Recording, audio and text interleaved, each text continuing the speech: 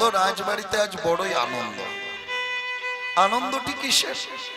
আনন্দটি হলো নন্দ রাজা আজ তার বড় ছেলে বলরামচন্দ্রের দাদা বলাইয়ের জন্মদিন পালন করছে। দাদা বলাইয়ের জন্মদিন, হ্যাঁ, তা বাড়িতে আছে বিষ্ণু সেবা, শালগ্রাম মূর্তি, সেখানে বিগ্রহের পরমান্নের ভোগ হবে, রামের নামে শপথ বাক্য পাঠ হবে, আর সেই প্রসাদটা বলরামকে খাওয়ানো হবে। এটাই হচ্ছে জন্মদিনের নিয়ম। কি গো মায়েরা, তাই তো? জন্মদিনের নিয়মটা কি? এখন জন্মদিনের নিয়মটা একটু আলাদা। এখন জন্মদিন হলে বাড়িতে একটা বড় কেক আসবে, হ্যাঁ, সেই কেকটা নিয়ে আসা হলো ঘরে বেলুন ফুলিয়ে, হ্যাঁ, ওই মোমবাতি রেখে সেই মোমবাতি জ্বালিয়ে মোমবাতিটাকে ফু দিয়ে নিভিয়ে এখন হ্যাপি বার্থডে টু ইউ। তাছাড়া মায়েদের মন ভরছে না। বড় কেক যদি না আসে তাহলে মায়েদের মন ভরে না, নয়? হ্যাঁ, আর মোমবাতিটাকে নিভিয়ে আমরা শুভ জন্মদিন করছি। শুভ জন্মদিন আর বলা চলবে না, এখন হ্যাপি বার্থডে বলতে হবে, নয় কি? আর আমরা সনাতন হিন্দু ধর্মাবলম্বী যারা আছি সবকিছু উল্টোই করি। মানুষ বেঁচে থাকলে মোমবাতি নিভিয়ে দিই, আবার যখন মরে যায় তখন তার সামনে মোমবাতি জ্বেলে আসে। মরে গেলে তখন মোমবাতি বা প্রদীপটা জ্বেলে আসে, আর বেঁচে থাকলে তখন ফু দিয়ে নিভিয়ে দিচ্ছি। এই হচ্ছে আমাদের ধর্মকর্ম। তাই জন্মদিনের নিয়ম তো তা নয়। জন্মদিনের নিয়মটা কি? যার জন্মদিন পালন হচ্ছে তার উদ্দেশ্যে বাড়িতে ওই অভিভাবক, সেটা মা হোক বা অন্য কেউ হোক, কি করে? সকালবেলায় উঠে স্নান করে পরমান্ন পায়েস রান্না করে, আর সেই পরমান্নটা বাড়িতে বা যে পাড়ায় যে প্রভু আছে, ধরুন আপনাদের এখানে গোপাল ঠাকুর রয়েছে বা যাই হোক মা কালী রয়েছেন, হ্যাঁ, তা ওই গোপালকে হোক মা কালীকে হোক সেই বিগ্রহের পরমান্নের ভোগ দেওয়া হবে, আর সেই প্রসাদটা বলরামকে খাওয়ানো হবে, বা জন্মদিন যার হচ্ছে তাকে খাওয়ানো হয়, তাই তো? এটাই নিয়ম। এর মাঝে একটি কথা আছে, মা, পায়েসটি যদি পুড়ে যায় তাহলে নাকি যার জন্মদিন পালন হচ্ছে তার একটু অমঙ্গল হয়, যার জন্য মা বড় যত্ন করে সেই পরমান্ন রন্ধন করেন। হ্যাঁ, তাহলে জন্মদিনে ওই পায়েস রান্না করে সেটা ঠাকুরকে ভোগ দেওয়া হয়, আর সেই প্রসাদটা যার জন্মদিন তাকে খাওয়ানো হয়। এটাই হচ্ছে জন্মদিনের নিয়ম। কিন্তু তা হয় না এখন। এখন ওই কেকটা কেটে, হ্যাঁ, বেলুন ফুলিয়ে ফাটিয়ে মোমবাতি নিভিয়ে হ্যাপি বার্থডে টু ইউ করতে হচ্ছে। তাহলে বলরামের জন্মদিন, হ্যাঁ, বলরামের জন্মদিনে বাড়িতে বিগ্রহ আছে, শালগ্রাম আছে, তাকে পায়েসের ভোগ দেওয়া হবে, সেই প্রসাদটা বলরাম পাবে। তা কার প্রসাদ কে পাবে? আজ নিজের প্রসাদ নিজেই পাবে, নিজের প্রসাদ নিজেই পাবে, নিজের প্রসাদ নিজেই পাবে।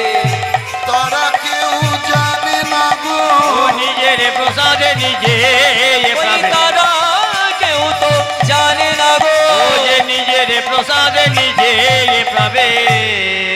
তারা কেউ জানে না এই বলাই বা কে আর বিগ্রহই বা কে। হ্যাঁ বাবা, যার ঘরে সে তো কৃষ্ণ বলরামচন্দ্র স্বয়ং ভগবান উপস্থিত, তারই আয়ু বৃদ্ধির জন্য আবার ভগবানের নামে শপথ বাক্য পাঠ করা হচ্ছে। একেই বলে লীলা। এই যে দেব আর মানবের খেলা, একেই বলে লীলা। তাহলে বলরাম জন্মদিন হচ্ছে, বাড়িতে উৎসব হলে অনুষ্ঠান হলে কি হয়? সবাই একটু একটু সাজে, সাজে না? আপনাদের এই যে 24 প্রহর হচ্ছে, একটু একটু সবাই সেজেছেন। অনুষ্ঠান হলে সবাই সাজে। তা বলরাম কে আর কানাইকে সাজাচ্ছে কে? বলরামকে মা রোহিণী, আর কানাইকে সাজাচ্ছেন মা যশোমতী। কেমন নন্দদোলা ব্রজের গোপাল মা যশোদা নয়ন মনি নন্দলাল ব্রজের গোপাল মা যশোদার নয়ন মনি নন্দদোলা ব্রজের গোপাল মা যশোদার নয়ন মনি নন্দলাল ব্রজের গোপাল মা যশোদার নয়ন মনি পূর্বে ধরা করুণা তরা করবে ধরা করোনা তরা পূর্বে ধরা করুণা তরা করবে ধরা করোনা তরা চুপি চুপি খাও মাখন ননি নন্দলাল ব্রজের গোপাল মা যশোদার নয়ন মনি জয় নন্দলাল ব্রজের গোপাল মা যশোদা নয়ন মনি ঘুম যদি মার ভেঙে যায় চোখ মেলে সে যদি চায় ঘুম যদি মার ভেঙে যায় চোখি মেলে সে যদি যায় ঘুম যদি মার ভেঙে যায় চোখ মেলে সে যদি চায় ঘুম যদি মার ভেঙে যায় চোখি মেলে সে যদি যায় দেখতে পারে তুমি করছো কি যে দেখিতে পাবে তুমি করছো কি যে করবে শাসন মা তখনি নন্দলাল ব্রজের গোপাল মা যশোদার নয়ন মনি জয় নন্দলাল ব্রজের গোপাল মা যশোদার নয়ন মনি ফিরবে না এই বেলায় খেলবে না এই খেলায় ফিরবে না এই বেলায় খেলবে না এই খেলায় ফিরবে না এই বেলায় খেলবে না এই খেলায় আর ফিরবে না এই বেলায় খেলবে না এই খেলায় শাসন করে তাই চোখের জলে শাসন করে তাই চোখের জলে শাসন করে তাই চোখের জলে শাসন করে তাই চোখের জলে বুক ভাসাবে মা জননী এসো নন্দলাল হরি বল, ব্রজের গোপাল মা যশোদার নয়ন মনি এসো নন্দলাল ব্রজের গোপাল মা যশোদার মা যশোদার মা যশোদার নয়ন মনি খুব সুন্দর করে সাজিয়ে দিলেন নন্দরাজার বড় ভাবনা হলো যে আমার 9 লক্ষ ধেনুর পাল 16 লক্ষ সাওয়াল, এত গরু আছে, তা আজকে তো গোপাল গোঠে যাবে না, তাহলে এত গরু বাছুর কে চড়াবে? বলরামও তো যাবে না। তখন কানাই গোবিন্দ আমার এসে বলে, বাবা দাদা না গেছে তো কি হয়েছে, আজকে আমি গরু চড়াবো। কেন কেন এই কথা বললেন মা? দেখুন আমি আগেই বলেছি বাবা, লীলা, যে ভগবান লীলা করতে ভালোবাসে। যে কানাই দাদা বলাইকে ছাড়া কোনোদিন গোঠে যান না, সেই কানাই কি বলছে, বাবা আজ আমি গরু চড়াবো, আজ আমি ধেনু চারণ করব। কেন বললেন?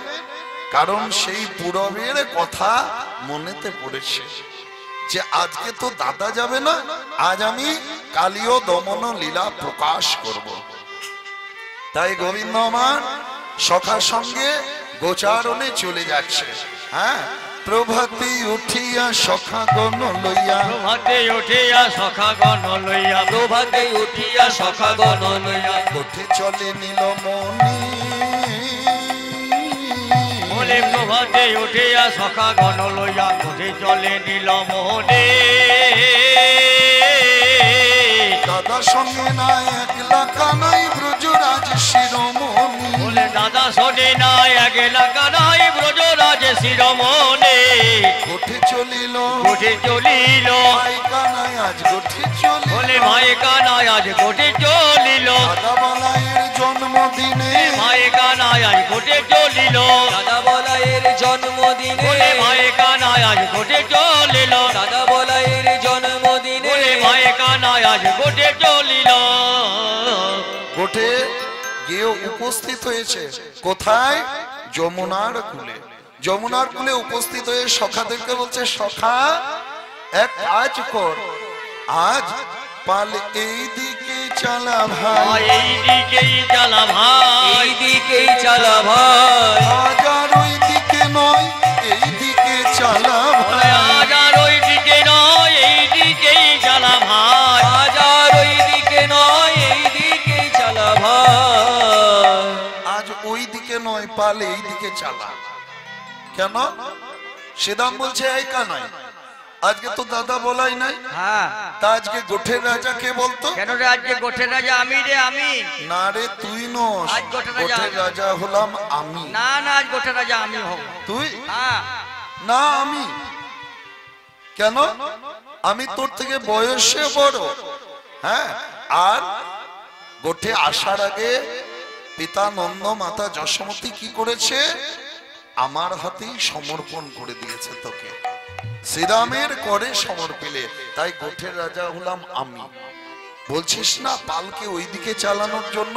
সখা ওইদিকে মোহন বন আছে, আর সেই মোহন বনে কালীদহ আছে। গুরুজনেরা কি বলেছিল? যে তোমরা সব বনেই গরু চড়াবে, হ্যাঁ ধেনুচারণ করবে, কিন্তু যেন মোহন বনে যেও না রে। বলে মোহনে বনে যেও না রে, মোহন বনে যেও না রে, বনে বড় ভয় ও আছে। যে মোহনে বনে যেও না রে, বনে বড় ভয় আছে, ও যে মোহনে বনে যেও না রে। গোবিন্দ আমার চিন্তা করে যদি মোহন বনে না যাওয়া হয়, তাহলে আমার কালীয় উদ্ধার আর হলো না। অন্তর্যামী গোবিন্দ সখাদেরকে বলছে, এই সখা হ্যাঁ আমরা তো অনেক বনে গরু চড়িয়েছি, হ্যাঁ চড়িয়েছি, তা সেখানে বড় বড় ঘাস ছিল, সেগুলো তো প্রায় শেষ হয়ে গেছে। প্রায় শেষ। হ্যাঁ, আমরা মোহন বনে কোনোদিন গরু চড়াইনি। শুনেছি মোহন বনে অনেক বড় বড় ঘাস আছে, তা বড় বড় ঘাস খেলে খুব তাড়াতাড়ি গরু বাছুরির পেট ভরে যাবে, আর খুব তাড়াতাড়ি আমরা ঘরে ফিরে আসবো। হ্যাঁ, আর ঠিক। সখা ওই মোহন বনে গিয়ে কি করবো জানিস? আমরা নতুন খেলা খেলবো, আমরা নতুন খেলা খেলব, নতুন খেলা খেলব, ওই মোহন বনে গিয়ে নতুন খেলা খেলব, ওই মোহন বনে নতুন খেলা খেলব। তাই কানাই অন্তঃপ্রাণ সখাগণ, তাদের প্রাণ কানাইয়ের মুখ থেকে এই বচনামৃত শ্রবণ করে ধেনুর পালকে চালিয়ে দিল কোথায়? সেই মোহন বনের দিকে। এবার দেখবেন যারা চাষিবাসী মানুষ তারা ভালো করেই জানবেন, গরু যখন পেট ভরে কিছু খায় তখন কোথায় যায় বলুন তো বাবা? গরু যখন উদর পূর্ণ করে কিছু খায় কোথায় যায়? জলের খোঁজে যায়। তা জলের খোঁজে তারা কোথায় গিয়ে উপস্থিত হয়েছে? সেই কালিন্দির কালিদহে। আর কালিদহে উপস্থিত হয়ে তাদেরকে আর জল পান করতে হলো না, কালিদহের বিষের জ্বালায় সব মৃত প্রায় মরার মতন হয়ে পড়ে রইল। অন্তর্যামী গোবিন্দ অন্তরে সবই জানল। গাছের তলায় বসে বসে বাঁশি বাজাচ্ছে, সখারা তাকে ঘিরে আছে, আর গরু বাছুরগুলো চড়তে চড়তে মোহন বনে কালিদহে উপস্থিত হয়ে তারা অচেতনে পড়ে আছে। যেই অচেতনে পড়ে আছে অমনি গোবিন্দ আমার সখাদেরকে বলছে, সখা দেখে এসো তো গরু বাছুরগুলো কোথায় গেল? কোথায় গেল গরু বাছুরগুলো? দেখুন, আমি আগেই বলেছি লীলা, ভগবান আমার লীলা করতে ভালোবাসেন বাবা। যে কানাইয়ের বেনুর স্বরে ধেনু আপনি ফিরে, যে গোবিন্দের বাঁশি শুনে গাভীরা কি করে একেবারে লেজকে উপর দিকে তুলে কানগুলোকে উঁচু করে ছুটতে ছুটতে চলে আসে, সেই গোবিন্দ আজ আমার বাঁশি বাজাচ্ছেন। সখাদেরকে বলছে, যাও ভাই সখা দেখে এসো তো যে গরু বাছুরগুলো কোথায় গেল। সখারা গিয়ে উপস্থিত হয়েছে মা কালিদহের কূলে। এবার তারাও সেই বিষের জ্বালায় মৃত প্রায় হয়ে পড়ে রইল।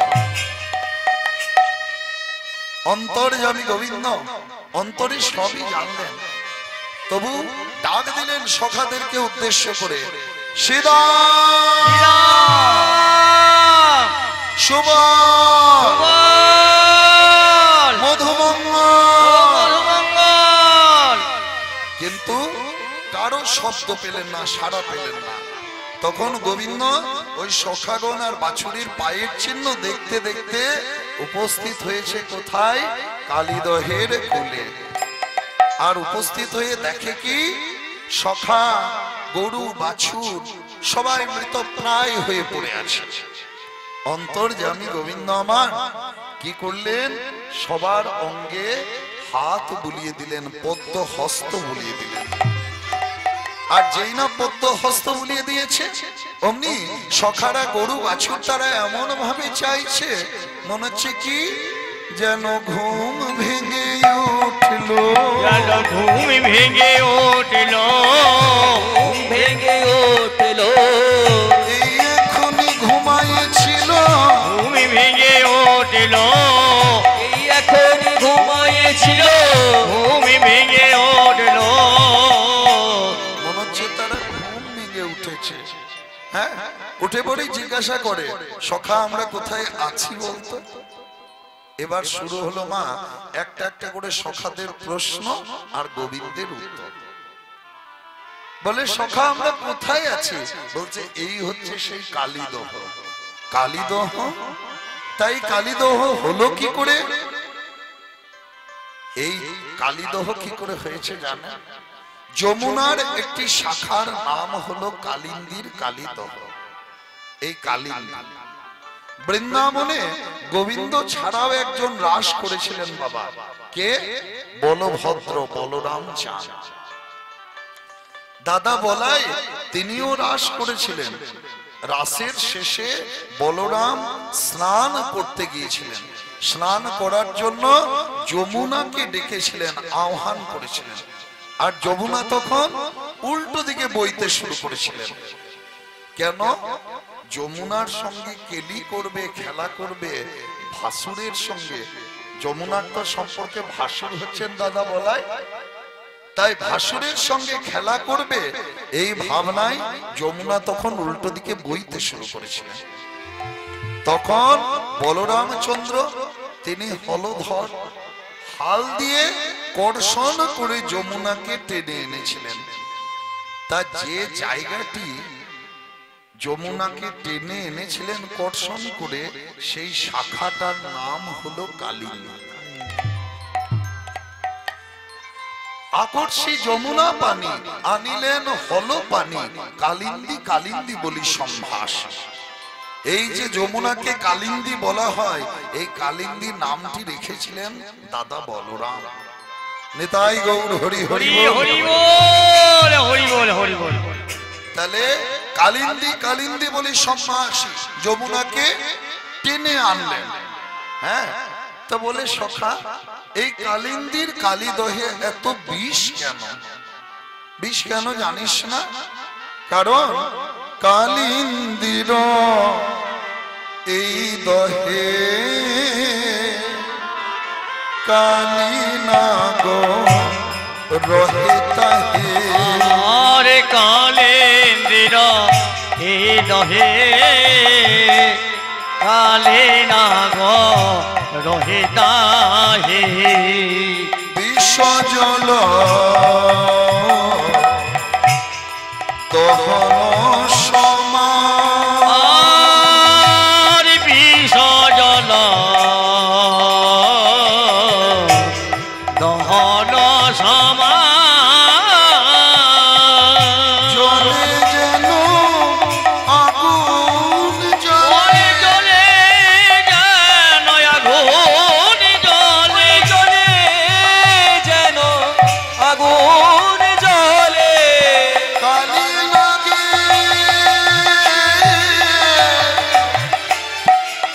গড়লা নলে। জলে জলে যেন আগুন জলে। কালি লাগে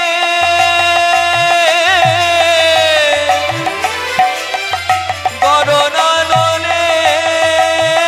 ওই দেখো জলে যেন আগুন জলে। বলে সখা, এই কালিন্দীর কালিদহে কালিও নাগ থাকে, আর কালিও নাগের জন্যই জলে এত বিষ। বলে কালিও নাগ, কালিও নাগটা কে সখা?